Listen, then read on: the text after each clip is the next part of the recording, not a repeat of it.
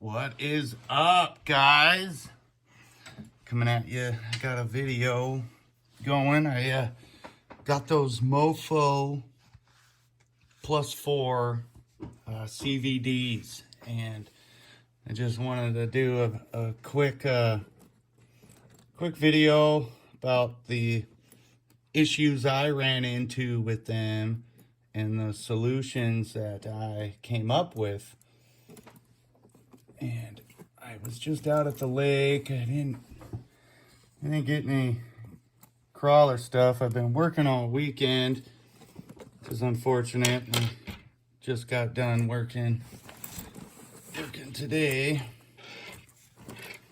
but I'll probably have to go back to work eventually. But in the meantime, I just wanted to quickly talk about what I ran into.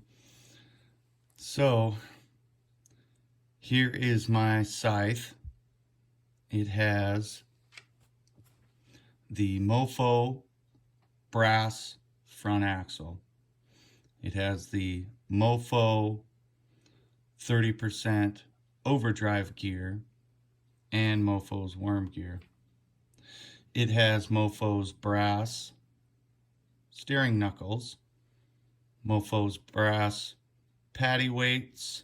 These are mofo's UPWs, ultra premium wheels, with an aftermarket scale outer hub. I believe I have mofo's brass 0mm inner hubs just to tie it all together. So I have RC Addiction's steering linkage and a Reefs 99 servo sitting on mofo's brass best servo mount ever made.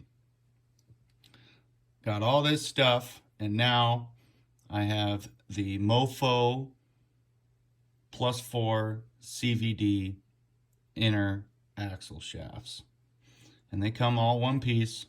It's not like the dog bone, so you got to take your knuckle completely off, slide that CVD in once you've removed everything, and then go to put your knuckle back on. Well, things didn't line up accordingly when I did that. I would say the CVD was about 1/2 millimeter too long. And I ran into an issue where this screw and the bottom screw that hold your knuckle on wouldn't line up properly in the bushing that they ride in, that they sit in. Luckily for me, a long time ago, I had bought these things called crimp tubes. You can find them in the jewelry section at your local arts and crafts hobby store. And the crimp tubes are basically a bushing.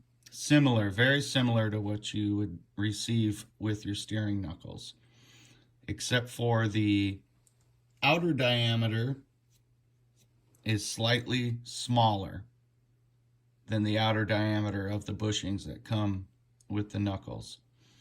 And since the CVDs were slightly too long, and I mean just by a cunt hair too long, I could not get the knuckle to push all the way on to get both screws to line up properly. But with the smaller outer diameter crimp tube bushing that rides with the screw, I was able to get everything to line up properly and still be able to flop the knuckle around. That's my test, is, once I get my knuckle on there, Loctited it, if I move my car like this, will the knuckle flop around? That way you're not adding any extra stress onto your servo. And with the smaller bushing, there was very little slop, because I'm sure anybody that's put a knuckle on without those bushings, you usually can just slop it all around, like in and out. I mean, you want it to rotate flop, but not in and out. And since it's so tight, with the smaller bushing, I didn't have any in and out slop. Now I saved those bushings in hopes that after running the car, running the vehicle for a while, a few battery packs, with everything spinning and working, that I might wear in these CVDs and then start getting that slop and I can put the proper bushing back in. But until they're broken in or until that happens, things were slightly too long and I could not get my knuckles on. And I don't know if anybody else is running into that issue, but I found crimp tubes at the local hobby shop. I got 110 crimp tubes for $4. So, I mean, they're not that much money and you've got a bunch if you lose them. But those smaller bushings solved the issue. Now that that issue has been solved, guys, the CVDs are amazing. They are amazing. This car, with its four-wheel steering, because I had to do the same thing. See, I have an aluminum mofo axle in the back, and it was the same issue. I thought maybe I wouldn't run into the issue on the aluminum just because the black coating on the brass is so thick. I thought maybe that was why. Maybe a bearing was just a, cunt hair pushed out because of the coating. And that's all it was. I mean, you could see the screw hole, but you couldn't see the screw holes with the proper bushing in there. But with the smaller bushing, I was able to get it to line up, and it fits tight, but flops around the way it's supposed to. Getting back to what I was saying, the CVDs are absolutely incredible. I have my Reefs 99 servos set to 80% on the trim. I never go 100%. They'll, especially with the dog bone, I mean, it just turns radically sharp. And 80% is incredible. I want to say my 80%, I mean, if you guys can see this here,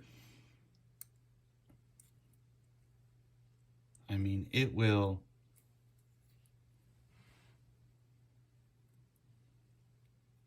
there's a good view. It will turn on a dime. I never would have thought that this boulder bar here would have been a potential issue with the steering angle, because I had turned my reefs with the dog bone, I had them at 50% steering. So it wasn't the sharpest steering, but I really didn't want to break a dog bone, because I've done that before with the Micro Shark. But that dog bone broke because the damn pin slid out, because the car sat for a couple days and I didn't drive it, and then the pin slid and I drove it for just a hot second and bent an aftermarket dog bone. I mean, if you buy those beefier, thicker aftermarket dog bones, they don't necessarily break, but they bend. And I don't know if that's better than breaking or what, but I mean, this thing, holy moly, it just, with the 30% overdrive up front, I mean, it's just, not quite as sharp as having like a dig setup, though. I mean, nothing beats that. But golly, guys, if you've got a four-wheel steering car, get Mofo's CVDs. I mean, you gain so much steering, and it's smooth. You can get your dog bone to turn sharp, but you can hear it binding a little bit. At least on my vehicles, I could hear it where it is smooth and then hard and smooth and hard, and you can hear that woo woo woo as the car turns and almost jitters a little. The CVDs are smooth. They are extremely smooth.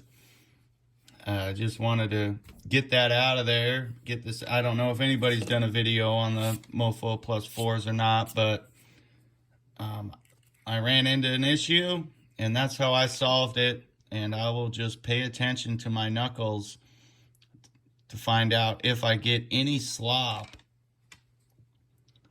where those smaller bushings are as they wear in. And then I'll change to a thicker bushing. You can buy them on Amazon even, you know. Type in crimp tubes on Amazon, and you will come up with all kinds of options. And they sell the same inner diameter for these screws, but then have a variety of outer diameter thicknesses. These ones I have in here are pretty thin. I didn't want to put these knuckles on just straight screws, you know. I wanted something around the threads at least, you know.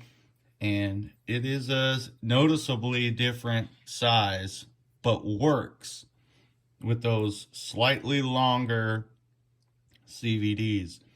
Plus 4s I got wouldn't quite fit with the knuckles, but changing out the bushing to a smaller outer diameter bushing solved it. And now it is unreal. This car was able to climb some spots it couldn't, because it could now turn sharper, and with the 4-wheel steering was able to grip and turn some crazy spots. I mean, I drove it just for a little bit yesterday.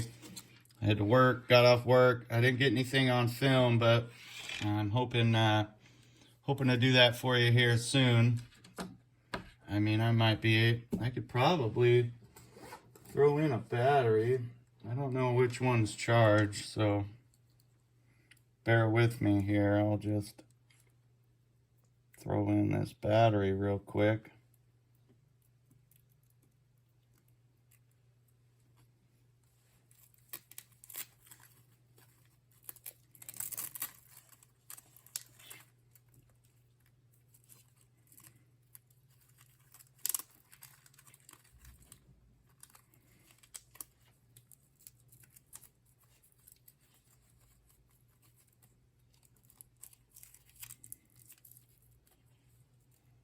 I mean, I don't have the best Velcro system. I need to invest in a different Velcro setup. These were just Velcro straps I got off of an old computer wire, but it works, you know.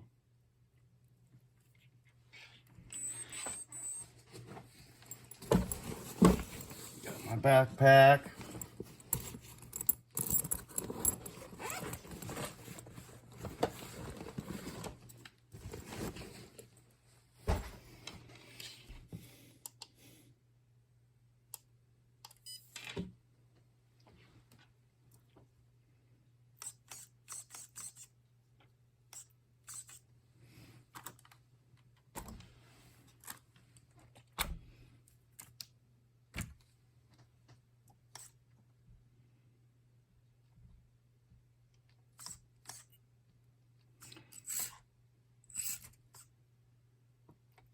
Definitely put in the dead battery.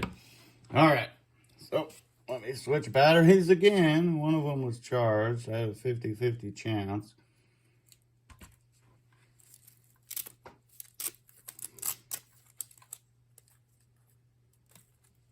That's a bummer.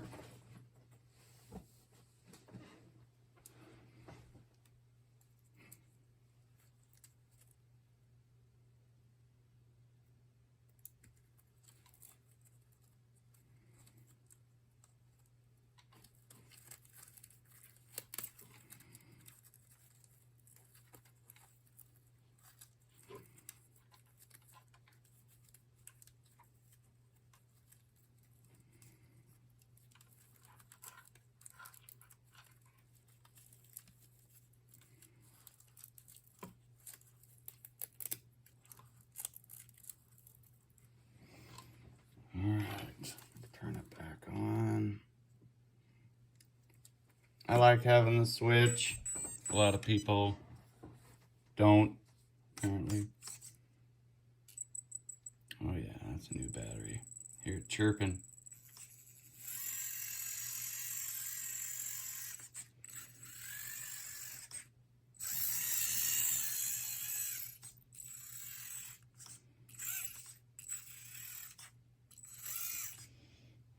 Maybe it'll be better on the floor. Let me,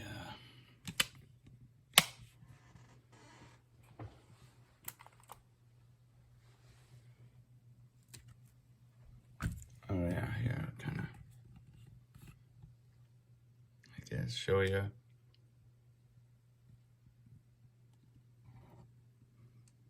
My scale garage here. Nothing special. My showroom floor.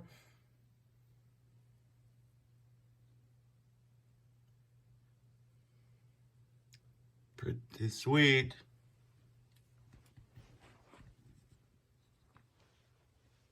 All right.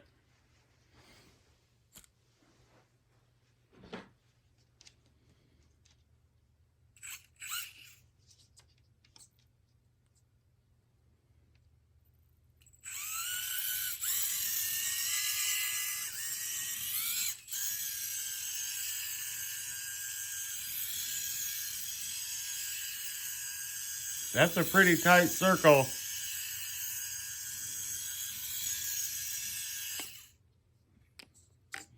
That's a really tight circle. So, video's gotten a lot longer than I thought it would. But that's my 4-wheel steer scythe there.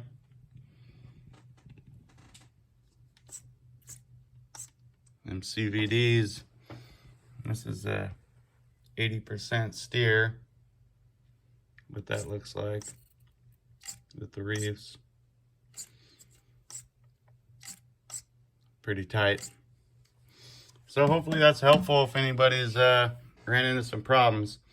Pay attention. I'll be making some run videos because being able to turn sharper sure helps. I will say that. So anyways, thanks for watching. You know, just doing this to do it. I enjoy it, doing this for myself more than anything. I like kind of documenting my RC journey. I'll be making more videos with my kids.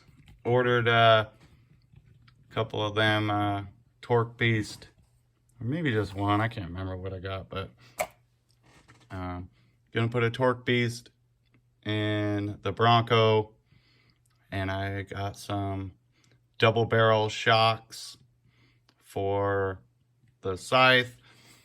Although I do like that it's so short and stubby up front.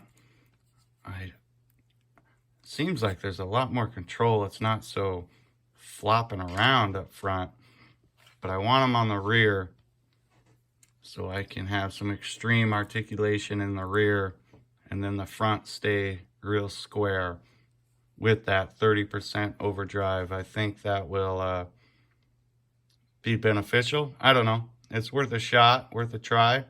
Maybe I'll put them on all 4 corners with double barrels or just the rear. Don't know. But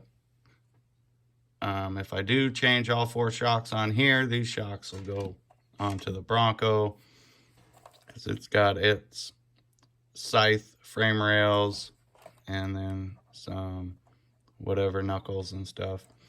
I would like to buy a mofo brass front axle for this one and mofo aluminum rear axle for this guy. And then I heard mofo talking about brass parts for his wheels, so maybe he's coming out with a brass wheel, and if that's the case, I'll definitely buy a mofo brass wheel. I like mofo stuff. I like supporting him. You know, a lot of parts out there, and you can get them the next day on Amazon for sure, but Gosh, look at the innovation he's done, though, you know?